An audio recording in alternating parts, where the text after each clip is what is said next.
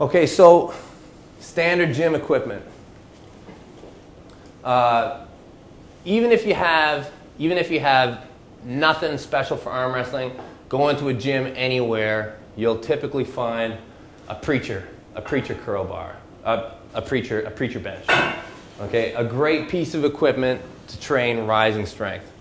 A lot of people, when they think about rising strength, they just think about the middle of the table. They just think about on the setup, okay, where it is initially. But rising can be anywhere. I can be rising here in a hook, okay? I can be still doing those principles, having a person coming towards me, putting them in a poor mechanical position by pulling at their fingers. I can be bringing the match closer to me, extending them. Same way I can be here in a winning position, and still I can be rising through the back of my hand, okay? I can be rising anywhere on the table, okay? So preacher, okay, what I'm going to get, so I'm going to get Eric to show the locked preacher curl. Now this is how you functionally use your bicep, okay? People train their bicep in the gym so much with curls, but functionally the bicep is really not designed to work this way, I feel. The bicep is a great muscle when you lock it, and you can drive through. And the bicep can be very strong this way. I've been able to move 160 pounds like this, and I've heard of people moving 100 pounds more in this fashion. So it's very simple. Just grab like a 40 or something just to show.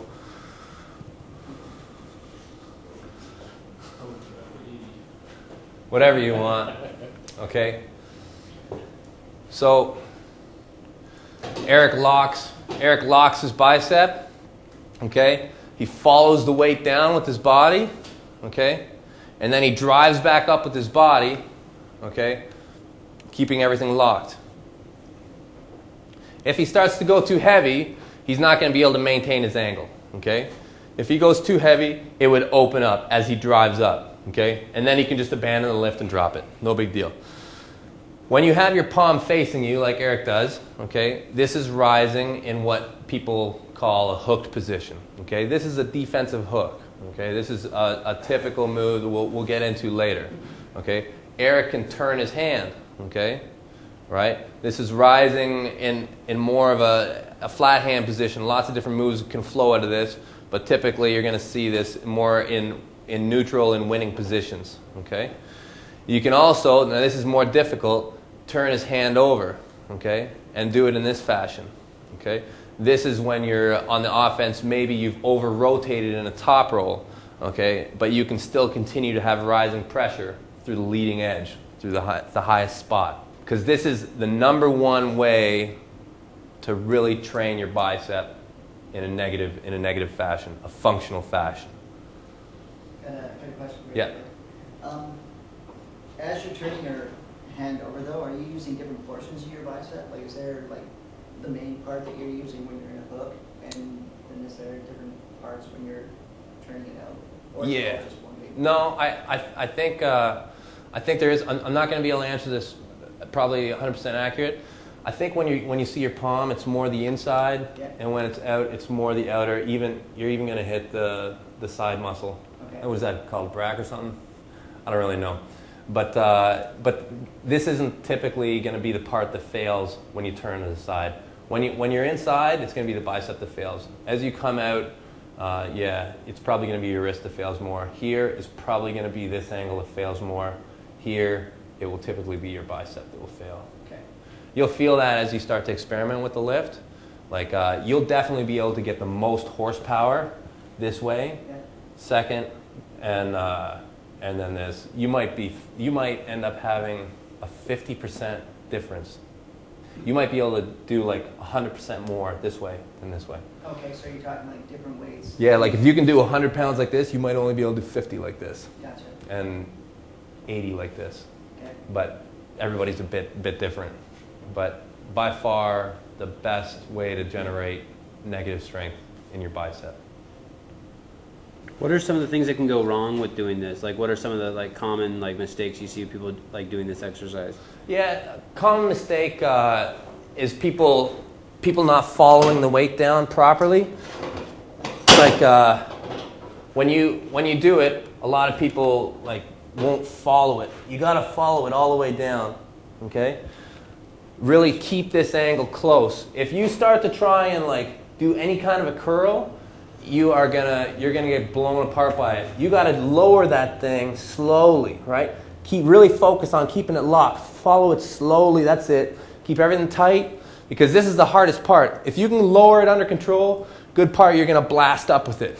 That's it right there. Yeah. Good, good. Also, you want to make sure that you don't want to just have it hanging on your bicep. If you can, start integrating some strengths as well. Bring your elbow in front of your body, okay? So you can start incorporating side stabilization, right? You can start to add a little bit of this strength to it. And this will be able to, you know, help you do it in a controlled fashion where the side pressure isn't isolated. It's backed up by the bicep. That's it. Try with the... Yeah. Yeah. Are you locking? Sorry. Yeah, go ahead. Are you locking it up as much as possible? Are you As pulling it tight close? as you can, yeah. Like, and not always so much like this, but like this. Yeah, this is better. You're strongest right here, right? Like if I wanted to move something, spin something, I would want that actually to be me, right? I can turn myself better than I can turn anything outside my body, right? So I want to bring things to me as close as possible. Like what I can control out here, I can control here a whole lot better. So instead of, you know, curling like this is closer to my center. So this is always where I want to bring things, close to me. If I can get it closer to me, I'm stronger. So that's always why whenever you're doing any exercise, any driving strength, you always want to drive that strength to your center. That's it, right? And you can start to develop explosiveness with this lift as well, right? You can lower, I always say lower slow, but if it's going to be a heavy lift, it's going to be hard, you're going to have to drive up hard, okay? And when you start getting close to your maximum, there is going to be a process of opening, right? This is actually a negative through the bicep, but it's actually going to end up being a successful lift. Like as you're tight at the bottom and you drive up, you might end up like this, but you actually have completed the lift. You did get it up. Is it sustainable? No. This is a negative, right? When done at high RM, like at a 1 RM. Can you show us the three positions again? This, and then with the palm away from you? That's right. Okay. Yeah. So this palm away from you is probably going to be tough. So palm facing you, okay? Typically for rising in a defensive hook, okay? Very good position for an arm wrestler to get into if he doesn't have full hand control, right? Seeing the palm, okay? The pressure is right in the middle of your hand going to the pinky ridge, okay? As you go down, whoop, up. That's it, yeah, driving upwards, okay? Flat hand, okay? You're gonna incorporate this pressure a lot, especially at the beginning of matches or at any time when you have neutral position, good position, okay? Same kind of thing, yeah. That's it, and drive up. And anytime you want to make your lift cleaner, just focus on getting everything more towards your center. Elbow inside your body and driving up. Okay, next one. This is going to be hard, okay? I'm going to get a lighter weight here, okay? Because the weight is not important. I want them to do it right.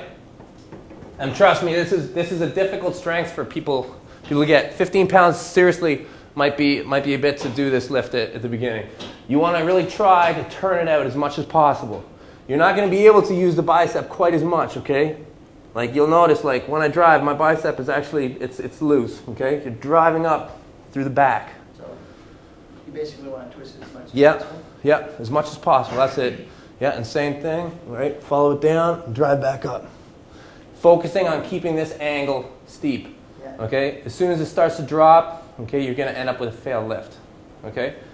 Important with this lift is don't drive through compromised wrist position, okay? So what that means is if you're in hammer style, okay, and you start to drive, if your wrist starts to slop down, let it go because you're going to damage your wrist, okay? Not worth it. When I was introduced to this lift, this is actually the first lift that I was taught how to do by the first trainer that taught me how to arm wrestle, a guy called Dion Langell. He got me in the gym, he had me working with 40 pounds, and we did 3 sets of 10 each way. So 40 pounds I'd have on the table, on my arm, start off hammer, 10, 10, 10, 10, 10, 10, switching back and forth. And I do that circuit 3 times over. And this will lay a good base to build off of in the future. And then once you're comfortable with the exercise and the movement, then you can start worrying about doing your heavy weights and, you know, wherever you want to go with it from there. I got a question. Yeah. When you're rotated fully over, it feels like it's putting an awful lot of pressure on the hand. Is that normal or Yeah. is that just me? Yes. No, that's normal. You're going to feel it through the back of the wrist, yeah? Yeah. And the fingers? Yeah. Yeah. This is not the best way to work this. It's just this is a good option with standard gym equipment. Okay. And this form of rising is there's a lot of finesse going on here. If you have the match in this position, okay, typically you're going to have good control. Okay? So the strength required to rise it won't be as high anyways. Okay. So Good to know. Thanks. okay.